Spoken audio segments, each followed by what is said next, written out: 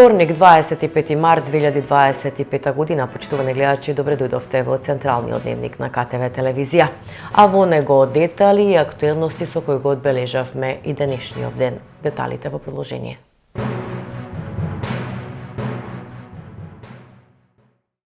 Општина Кавадарци во изминатиот период изврши голема надградба на уличното осветлување. Со реконструкцијата се опфатени и периферните делови од градот. Електричната мрежа се спушти подземно, а се поставуваат и нови светилки. Проектот кој се уште се реализира чини 65 милиони денари. Ако до пред 7 години се боревме да добиеме сиедишно место во својата урбана заедница или во својата улица, ни денеска 2025 година, со овој втор тендер од 60 милиони денари, првиот беше 45 во првиот мандат, успеавме општина Кавадарци да потигнеме од 2700 сиедишни места на над 7800, над 1500 метални столбови од 11 метра, над 500 столбови од 6-7 метри и да личат на урбана средина, да не биде на оние бетонски бандери, на метални, подсикувани столбови, како што доликување на урбана средина од повисок ранг. При тоа, заедно со Телеком, заедно со операторите кои што ги имаме во делот на телекомуникацијата, заедно со Евана, успеавме на многу улици, на повеќе од 30 км да ја спуштиме подземно и самата енергетска, односно електроинсталација и комуникацијска инсталација во делот на операторите. Меѓутоа, овие проекти се од големо значење за тоа што видливоста, поготово во вечерните часови и поготово во она кога има врнежи од дошли и помоглавито, е на многу високо ниво и е според стандардите и рангот кои што треба да го поседува секоја општина или секој пат, а тоа се дели на М1, М2, М3 и М4. Односно, регионална, собирна, сервисна улица или пристапна улица. Општина Кавадарци тие категоризации на улици веќе со мерењето на луксери по метар квадратен го имаме постигнато и со тоа многу се подигна безбедноста и на самите граѓани, и на пешаците, учесниците во сообраќајот и на сите жители комплетно во општина Кавадарци. Благодетот уште е поголем кога успеавме до Мокниште, до после Југокомерц, Кавадарци Марина, сега во втора фаза што одиме и Кавадарци Дрекстермајер, значи до комплетно сите булевари, влезови, притоки кон градот, бидат уште пред 1-2 километра во самото влегување на градот осветлени, што мислам дека добија да така по елегантна слика или да кажам малку по-мегаломанско нешто кое што личи на град. Не претходно бевме буквално кажано првото осветлување беше до самото влегување во градот или влезот кај што мислам дека Кавадарци не го заслужуваше тоа, али еве се створи, може да се направи. Многу е битен моментот да потенцирам да кажам дека ова го постигнавме со домаќинско работење, заедно со Советот, со она што е во делот на уличното осветлување како оделение. Како го постигнавме? Го постигнавме со тоа што претходно имавме ние јавно-приватно партнерство во 2017 година со приватен партнер за одржување на улично осветлување, сервисирање и негова надоградба со што општината беше обврзувана да му исплачува одредена сума месечно. Тој договор спогодбено 2017 беше раскинат и сите средства што се акумулираат на месечно ниво по однос на плаќање на комунална такса за улично осветлување, ние ги насочуваме во општина Кавадарци и токму од тие средства се градат овие сите нови осветлување, нови канделабри, нови решенија, нови булевари за осветлување и мислам дека тоа е правиот момент и правиот начин да општина Кавадарци го постигне ова ниво што го имаме денеска.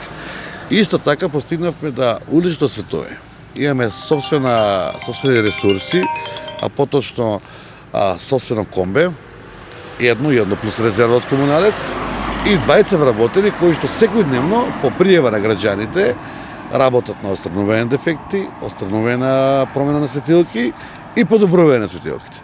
Сите оние стари светилки кои што претходно ги извадивме, заедно со електротехничкото училиште Кирос Панџо Брко, успеавме да ги преадаптираме, да ги пренаменеме, да се сервисират и ги употребиме над 300 во бројка.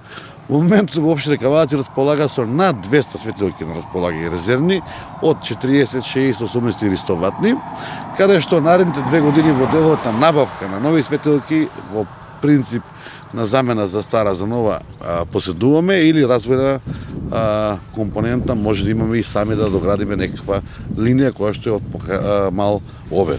Сето ова што се прави со 3 годишна гаранција, развоен проект, 3 годишен проект и најбитно од сето ова се централизира и општина Кавадарци во моментот поседува 84 собствени бројала, собствени табли при трафостаниците на Евана, кај што имаме посебни изводи и електронски, би рекол, или далечински, или автоматски, по GPS уред се вклучуваат и исклучуваат врз основа на временста зона. Значи, секоја ден, на зголемување на денот, по 3 минути покасно се запалуваат, 3 минути покасно се гасат. И најбитниот момент што сакам да го потенцирам и кажам, и да се благодараме на професорите од Електрото училиште КНС, кои што беа вклучени во избор на каква светилка, во избор на проектите, во луксметрите кои се мереа, постигнавме да направиме димирање на самите светилки, а тоа значи дека при палењето на светилките, првото палење работат со 100% моќност, после 4 часа се намалуваат на 60% моќност и во раните утрински часи, негде од 0,1 до 0,4, доаѓаат до 35% давање на моќност. Тоа е класична заштеда кога немаме движење и кога немаме погуст сообраќај и потреба да 100% имаме светлина и при тоа со 35% светлина во раните утрински часи ние ги задоволуваме безбедноста и квалитетот на движењето и на сообраќајот и на пешаците и на сите учесници. Мислам дека сме пример за општина која што го поседува овој систем, со далечинско гасење, со далечинско пуштање на трафостаниците, со GPS уреди, со димирање и буквално 99% LED светилки во општина Кавадарци. Во однос на уличното осветлување, мислам дека во Република Македонија сме една од најдобрите, ако не и најдобри, како што каже и градоначалникот, со ваков систем на функционирање на уличното осветлување преку подобрување на патната сигнализација за движењето на пешаците во сообраќајот. Општина Кавадарци доби ново рубо во изминатите 3 години. Се вложија немалце средства, значи како што каже градоначалникот, околу 100 милиона денари. Овие наши осветлувања влијаат прво на подобрување на патната инфраструктура, тоа што е за нас поголемо значење при изработката на самите булевари на општина Кавадарци. Задолжително секој булевар навечер е прекрасно осветлен да овозможува да самата патна инфраструктура добие ново руво. Нашите 3 влеза со спојување на Дрекслер-Мајер, спојување со Марена, спојување од оваа страна со Моклиште, спојување на Југокомерц овозможуваат да самите влезови добијат едни ново руво на општина Кавадарци. Се надевам дека преку самото ова улично осветлување и начинот на функционирање, како што каже и градоначалникот, благодарение со луѓе кои овозможуваат да го гледат како функционира сето тоа, ќе бидеме пример, има што да научат останатите во однос на осветлувањето од нас. Во таков правец и во други сфери во општественото живење ќе продолжиме и се надевам дека во однос на осветлувањето ја оправдавме и текако довербата на нашите сограѓани. До нас е пешачката патека, таа е наше место за рекреација на нашите сограѓани, искористена прилично во голем број, што е наше посебно задоволство и доблест. Да не забораваме дека тука е планирано да се изработи и да се проектира картинг. Тоа е ветување на градоначалникот. Се надевам дека 2025 година ќе пристапиме кон негова реализација. Тоа е за тоа на што сме посебно горди е и продолжување на кеот од Видео Смилевски Бато мосто до општата болница Кавадарци, каде што ќе овозможиме за рекреација на нашите сограѓани на прилично една дестинација пешачка од воденицата во Ваташа до новата болница во Кавадарци. Значи изборуваме за осветлена патека, со бехатон плочки, со место за рекреација. Нешто пешачка патека која може да ни позавидат сите кои ќе имаат можност да изрекерираат. Тоа значи од голема значење за нашите сограѓани. посебно што е возможно истата е хортикултурно уредена со клупи за одмарање на нашите сограѓани. Така да овој дел заедно со уредување градежно на местноста рекреативно Моклиште, сметам дека и во идниот период прилично ќе добие една нова урбанистичка димензија и нота, пошто сме посебно горди, така да овој дел од градот заедно со урбанизација, фекална атмосферска на двата дела, едниот дел више завршен, новој дел од пешачката патека, сега се работи од воденицата до ресторан Моклиште на вториот дел, така да ќе добие едно ново руво. Сметам дека покажавме многу знаење, покажавме подадена рака во однос на консултација таму каде што не знаевме. Искрено, има голем број на кавадарчини кои се вклучија во градењето на кавадарци, под менторство на градоначалникот, благодарност до Советот, да бидем искрен кога зборуваме за комуналната изградба, тука сме најдобри, тука сме сите советници сплотени и сметам дека во тој правец Општина Кавадарци, без разлика на политичка ориентација, ќе продолжиме да се гради во наредниот период. Во изминатите 3 години, кога зборуваме на тема комунална изградба, има со што да се покажеме. Нашите комунални програми во изминатите 3 години бележаа изработка и бележаа реализација некаде над 95%. Комуналната изградба е нешто што не прави препознатливи во Република Македонија. Тоа е заради тоа што не сме себични, тоа е заради тоа што во тоа се вклучени сите општествени двигатели и тоа е заради тоа што политичката нота е сосема ирелевантна во изградбата на нашите Кавадарци. Кавадарци за сите луѓе. Започна реконструкција на улицата 8 септември во Кавадарци на површина од 2500 метри квадратни, која опфаќа промена на рапници, промена на бекатон, елементи на тротоари, вадење на стар асфалт и целосно асфалтирање на истата во 2 слоја, информираат од локалната самоуправа. Во рамките на проектот ЕУ за општините, представници на општина Кавадарци одржаа низа состаноци со градоначалниците и раководните лица на општините Едеса, Амолопија, Пилеја, Хортијати со заедничкиот технички секретаријата на прекугранична соработка со Република Грција и други институции. На состаноците се разгледаа можностите за заеднички настапи на општините во искористување на европските фондови. Со дел од градоначалниците се договори заедничка средба во општина Кавадарци со цел заеднички да се актуализира проектот за пограничниот премин Пулевац-Промахои. Синоќа во 18 часот и 5 минути во УВР Кавадарци е пријавено дека на регионалниот пат Кавадарци-Дреново патничко возило Fiat Stilo со кавадаречки регистарски ознаки, управувано од БИ 54 години од село Возарци, Кавадаречко, излетало од патот. Повредени лица нема, а увид извршиле екипи од УВР Кавадарци, при што било констатирано дека БИ го управувал возилото под дејство на алкохол, односно му биле измерени 2,60 промили алкохол во крвта. Тој е лишен од слобода и задржан во полициска станица. Известен е јавен обвинител и по целосно документирање на настанот ќе биде поднесена пријава по член 297а, безобзирно управување со моторно возило од кривичниот законник, информираат од СВР Велес. Во тема на денот продолжуваме да го представуваме работењето на детската градинка Рада Пуцева Кавадарци.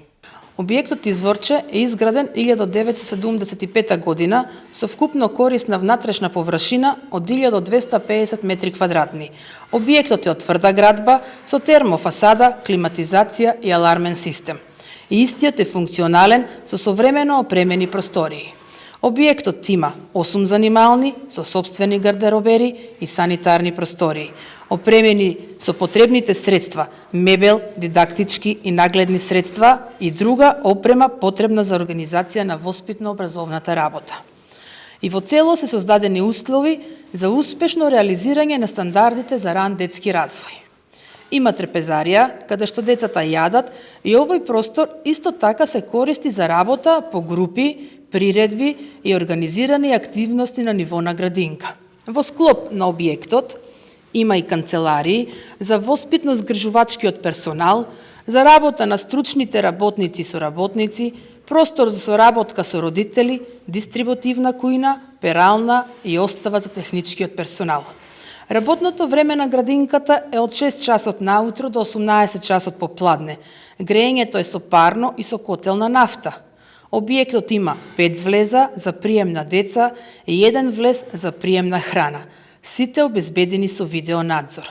Дворната површина е 2650 метри квадратни, насадена со тревни и цветни насади, зеленчукови градини, овошни дрвја кои редовно се одржуваат, оплеменуваат и избогатуваат со нови насади. Капацитетот на објектот е 150 деца, а опфатени се 220 и благодарение на градоначалникот и локалната самоуправа немаме листа на чекање. Децата се распоредени во 8 воспитни групи и тоа: една јаслена на возраст од 0 до 2 години, 2 прва мала на возраст од 2 до 3 години, една втора мала на возраст од 3 до 4 години, една хетерогена група на возраст од 3 до 5 години, една средна група на возраст од 4 до 5 години и 2 големи групи на возраст од 5 до 6 години. За нив се грижи воспитно-згрижувачкиот персонал од воспитувачи и негователки кои се дел вработени преку МТСП, а дел преку Агенцијата за вребени вработувања мотиви. Со текот на времето се превземени повеќе инвестиционни вложувања. Така, во јануари 2020 година започна со работа и објектот Звончица во село Возарци со преадаптација на болницата. Овој простор е со капацитет за згрижување на 19 деца од 2 до 6 години. Има просторна површина од 72 метри квадрати, тераса од 20 метри квадрати и дворна површина од 60 метри квадратни. Објектот се состои од една занимална со санитарни простории, дистрибутивна кујна и ходник со гардеробери. Греењето е со клима уреди, целосната инвестиција од локалната самоуправа, а опремата е од средства на градинката. Обновувањето на внатрешното интериер се врши редовно и тековно, а тоа подразбира редовно молересување и премачкување со мрсна боја на ѕидовите, комплетно реновирање на пералната, промена на таванската и ѕидната дрвена ламперија со гипс на занималните, реконструкција на бината во трапезаријата, замена на дрвени врати со ПВЦ, преградување на нова канцеларија, промена на кровната конструкција во градинката во Возарци, поставување на ламинат, венецијан, ролетни и комарници, до опременување на информатичка опрема, принтер, LCD проектор, платно за проектор. Од локалната самоуправа добивме прочистувачи на воздух за сите занимални. Обновување на детската постелнина, кревети, плакари за дидактика и дидактички материјали. Редовно се вршат систематски и санитарни прегледи на вработените и се набавува работна облека и обувки. Се обновуваат, фарбаат детските реквизити и се санира оштетената ограда од дворот. Сето ова се изведува со цел да се подобрат условите за работа во градинката. 12 пациенти се испишуваат од клиниките во Скопје, информираше денеска министерот за здравство Арбен Таравари. Исто така во странство продолжуваат да бидат 115 пациенти. Повторно тука имаме една добра вест, што најверојатно едниот пациент денеска се враќа од Белград и ќе се врати за понатамошно лекување тука во Скопје. Остануваат пациенти само на пластична хирургија и на токсикологија. Во Стара градска болница, општа болница, од 10 пациенти ќе останат 6, 4 ќе бидат испишани. Би сакал исто така да ви напоменам дека состојбата на пациентите кои што се надвор од државата, за жал продолжуваат 4-5 пациенти да бидат во посериозна состојба. Некаде имаме и нешто влошување. Во Штипската болница имаме информација дека има 4 пластични хирурзи. Ние имаме тука доволно пластични хирурзи. Јас кажав дека континуирано наши екипи ќе бидат присутни во Кочани, доколку треба и во Штип за некакви интервенции. Зошто актуелниот директор на Државниот пазарен инспекторат не е опфатен со истрагата за Кочани, прашаа на денешната пресконференција од СДСМ. Сериозноста на трагедијата во Кочани, која ја погоди целата Македонија и во која загубивме 59 млади животи, гласно повикува на непристрасна истрага за лоцирање на одговорностите од сите и без исклучок. Од првиот ден СДСМ дава силна поддршка на независна темелна и неселективна истрага која ќе лоцира одговорност за сите поранешни и сегашни функционери, службеници и политичари.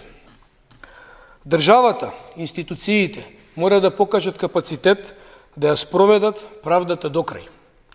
Тоа им го должиме на семејствата на жртвите, на граѓаните и на идните генерации.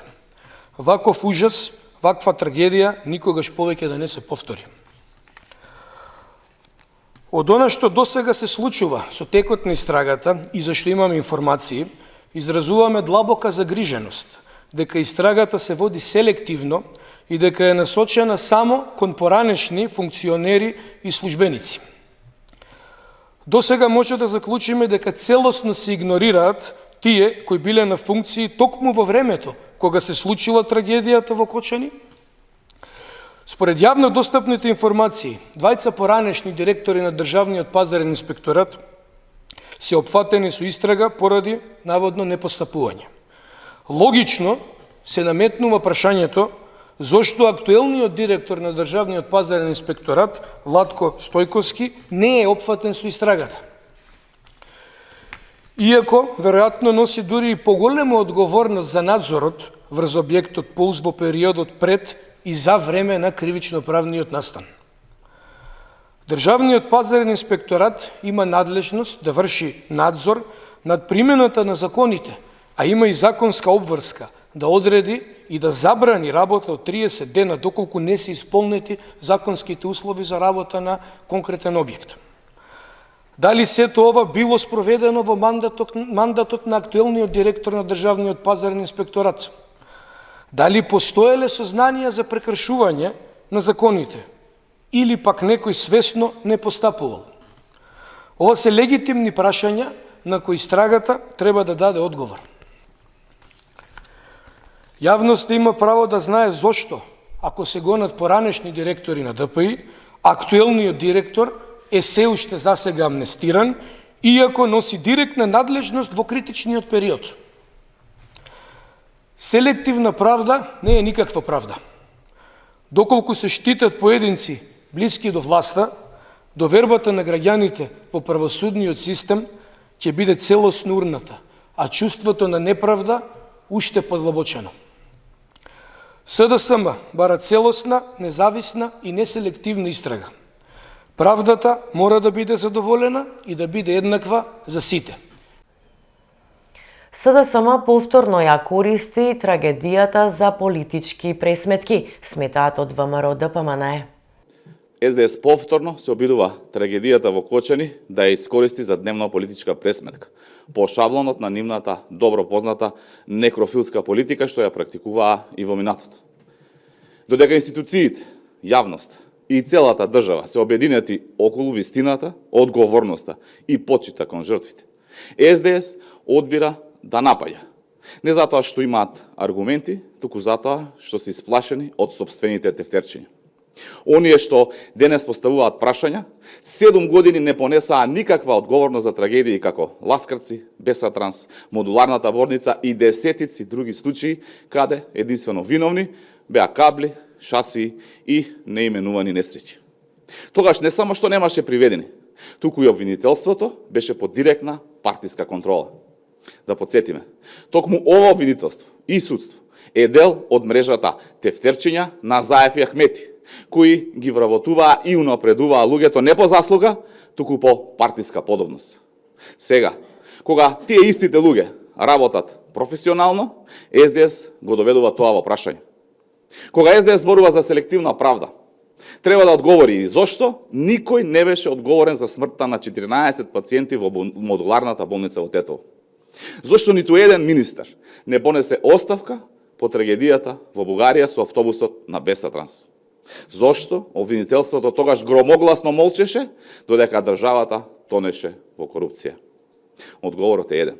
Затоа што се беше под нивна целосна контрола во функција на грабеж на Македонија.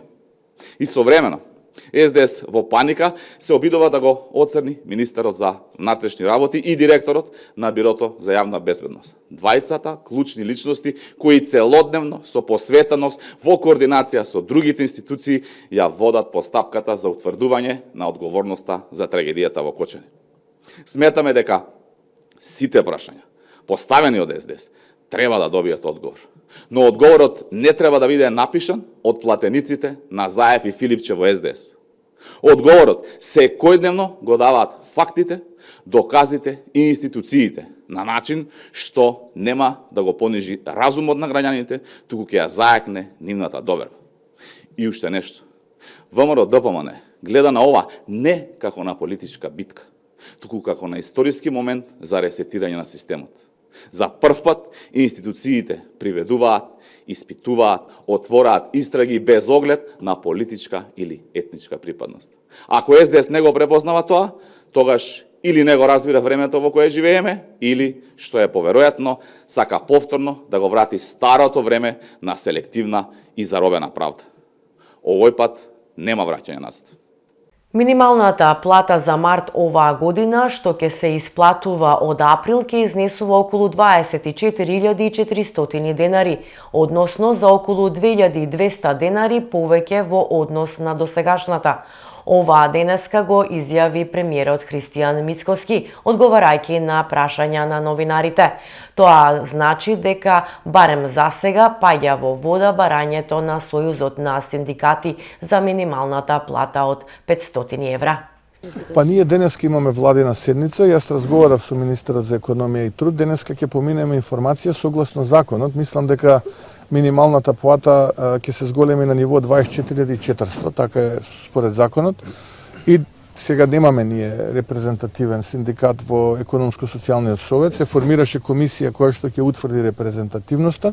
Се надам дека наскоро тој што ќе биде или тие што ќе бидат репрезентативни представници на работниците, заедно со работодавачите, ќе постигнат консензус. Ние рековме, тој консензус што тие ќе го постигнат, ние ќе го почитуваме. Министерството за економија и труд во наредниот период ќе изготви измени и дополнување на Законот за угостителска дејност во насока проверка на минималните технички услови за работа да се врши пред издавањето на лиценцата за работа, како што беше пред 2008 година, најави денеска ресорниот министер Бесар Дурмиши.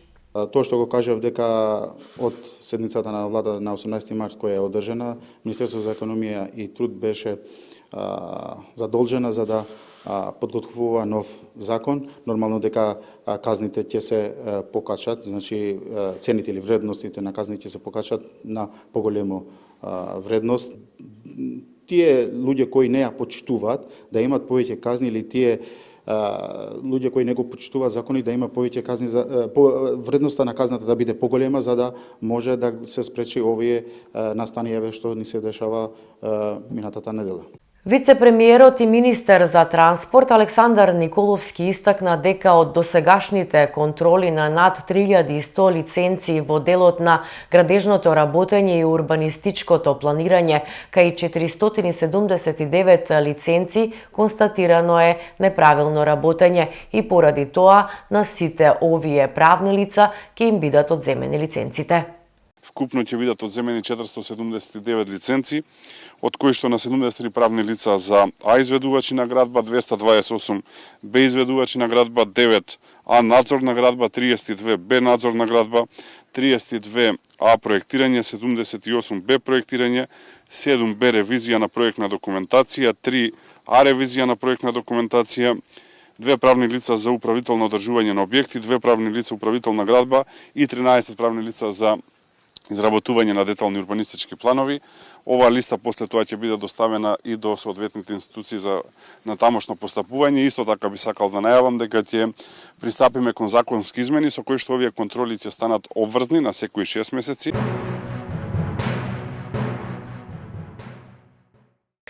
Лазар Дојчинов со нова самостојна изложба во родното Кавадарци. Тишината на боемската природа, акварелната симфонија во чест на неговата најголема обсесија акварелите. Утре, среда, на 26 март, со почеток од 19 часот, во галеријата пред Домот на културата Иван Мазов Климе во Кавадарци, ќе биде отворена ликовна изложба на Лазар Дојчинов од Кавадарци, насловена како Тишината на боемската природа, акварелна симфонија. Лазар Дојчинов е роден 1948 година во Кавадарци. Завршил Виша ХТЗ школа во Скопје. Во 1978 се запишува како вонреден студент на Педагошката академија во Скопје, одсек ликовна уметност. Талентот кој го носи во себе од детството го надоградува низ годините, за потоа да продолжи да ги усовршува тајните на сликарските техники кај еминентните професори Димитар Кондовски и Борко Лазевски. Од сликарските техники тој гаи неголема наклонетост, обсесија и љубов кон акварелот, а од 2004 година работи акрил и масло на платно.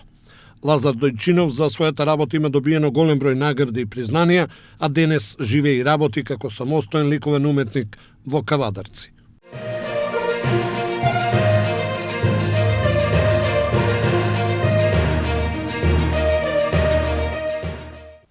Продолжуваме со спорт.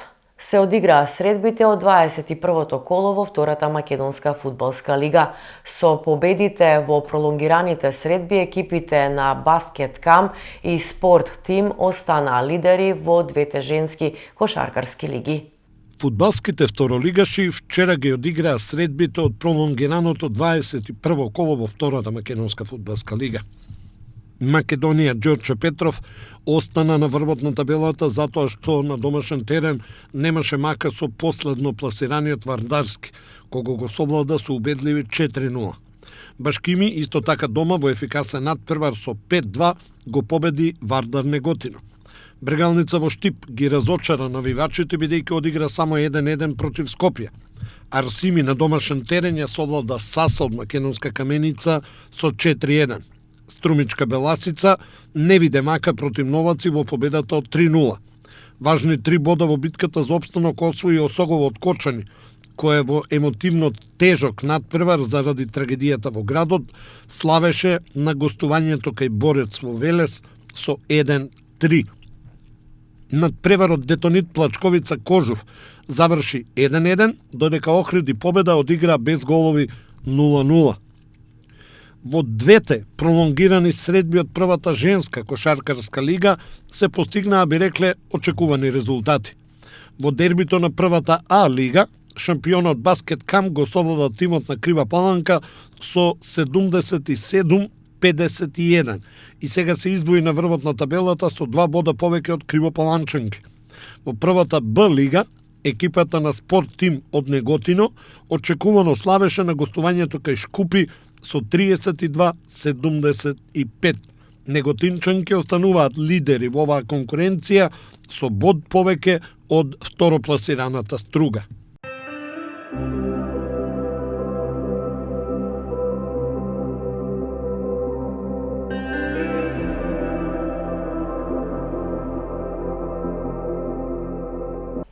И пред самиот крај на дневникот да погледнеме какво време не очекува. Променливо облачно со повремени врнежи од дожд. Наместа ќе биде нестабилно, каде врнежите ќе бидат поројни, проследени со појава на грмежи и засилен ветер. Температура од 9 до 17 степени.